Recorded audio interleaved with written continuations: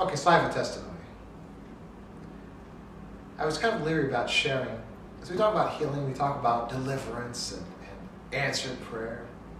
I know we live through life often having prayed often about things, and maybe the prayers we feel they haven't been answered. And I have a buddy, as a matter of fact, who's like my age. And he's hated God for most of his life. His dad died when he was about 50 years old, a young man.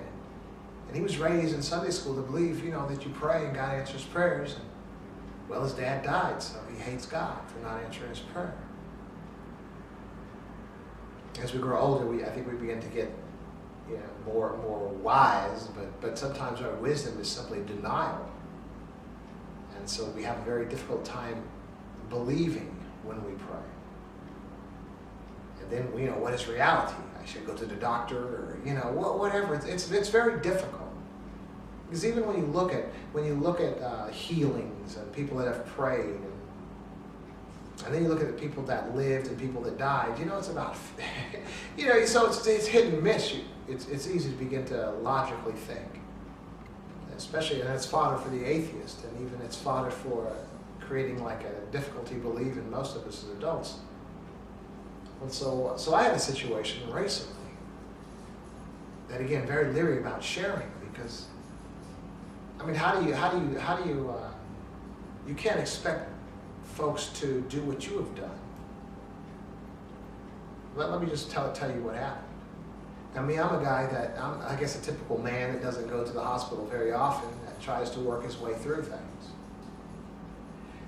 So my wife knows that when I end up going to the hospital, emergency room or something, it's something for real. I've been to where I've had like the muscle spasms. I couldn't even tie my shoe, and I still go to work. She gets mad at me sometimes.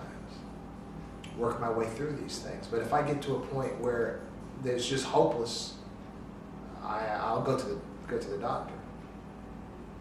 So as some of you know, and I posted back in, recently over the past maybe 5 or 6 years or so, I've been really in good shape, maybe 10 years, eating the right kind of foods and exercising, walking every day. Nature of my job, I do about 13 miles a day, power walking.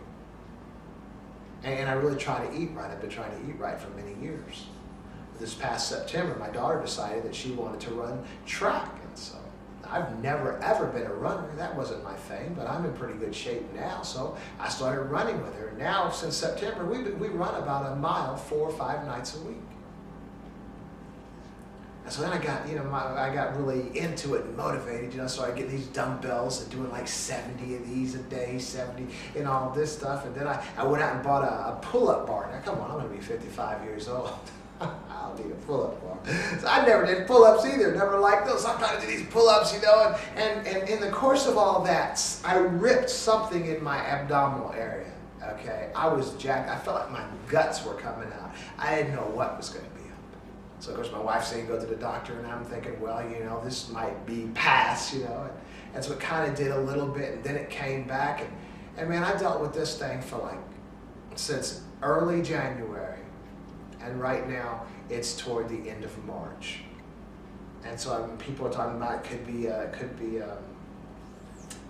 hernia, and you better get that checked, and all these things. And I'm on the internet checking stuff, and so I'm freaking out, but still trying to keep it going, because I know I've been running with my daughter, and if I have to stop for any length of time, she might lose her motivation. I like doing it anyways. My job as her dad, and I'm a believer, and I'm praying, and I'm believing, and then but it's difficult. Because this is going on and on and on. Now it was getting better and better, but if I'd trip or something, it'd be like my whole insides would feel like they were blowing up. And so I didn't know, but I'm praying and I'm believing, like I think we've all done from time to time. But then I got people, talking to me, you gotta go to the hospital. It could be hernia, you get an infection, it could be gangrene, and then it could be more mess and all this stuff. And I'm trying to have faith. I'm trying to walk this thing out. Now we read all the time the articles where people have exercised their faith with their kids, and their kids have died from common, easily cured diseases. I wouldn't put that on my kid. But I know my limitations. I know when there's nothing else for me to do, when I can't try anything else. I mean, I was using ice. I was using heat. I was using ibuprofen. I was using like the painkillers, the muscle relaxers. I mean, I was trying not just continuous, but trying different things. But still believing it. And still having to walk 13 power miles a day and still running 4 and 5 nights a week with my daughter. I was in pain. But I was believing in it, and the pain was going away after about 2 months, but it was still there. And I would have to convince myself, okay, now I'm thinking, man, maybe I'm not getting well. And I'm still praying. I'm thinking, maybe I'm going to die. You know how our minds go with all that kind of, maybe I have cancer, maybe I have the hernia, maybe I have this or that. Who knows? That's how our minds go sometimes. But then I'm still trying to have faith, and I'm saying, well, it's not as bad as it was. And I would have to keep thinking that to myself because I'm believing and I'm praying and I'm having faith. But there's that little voice in the back of my baby, you better go to the doctor. And my internet friends, you better go to the doctor. And my family and all this stuff. And I'm trying to have faith and see in my mind I know this. That this faith that I'm trying to have, and I'm really a believer. I'm not your traditional believer, as you may know from some of my programs, but I believe. I believe in healing. I believe in deliverance. I've been there before. I've seen some things I'll share with you later maybe sometime. But I know that if I go to the doctor, it's going to shoot my faith down.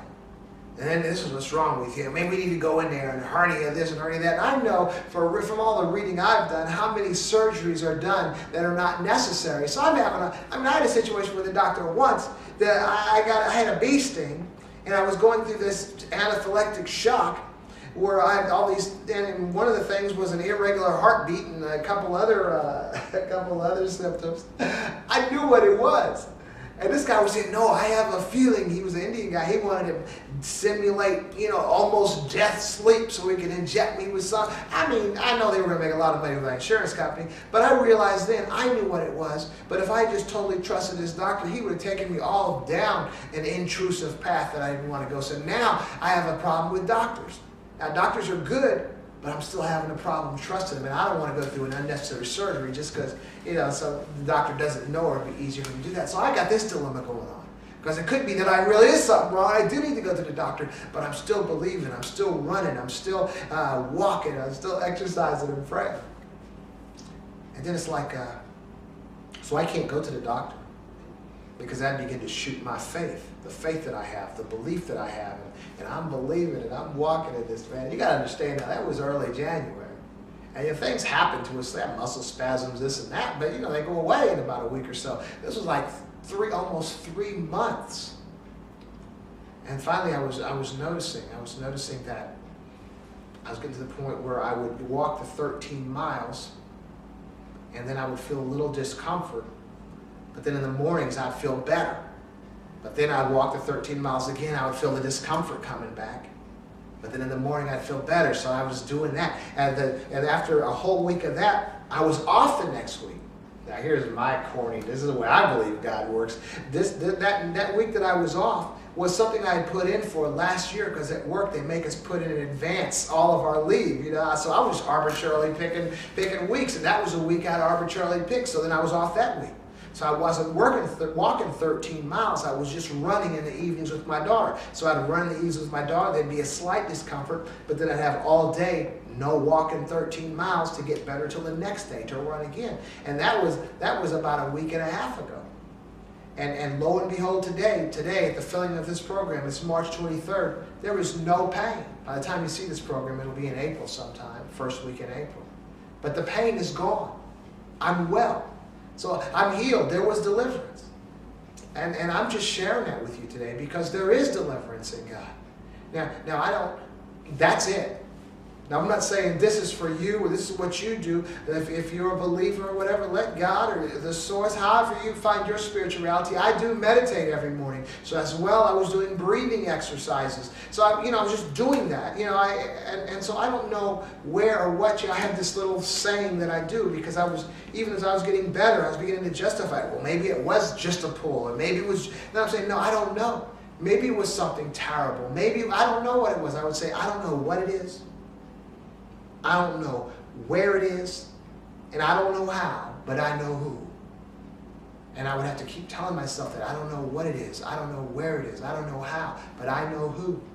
And so I wasn't even allowing my mind to begin to wander as far as what is wrong with me or what wasn't wrong with me. It could have been something terrible and serious, and I am just well now.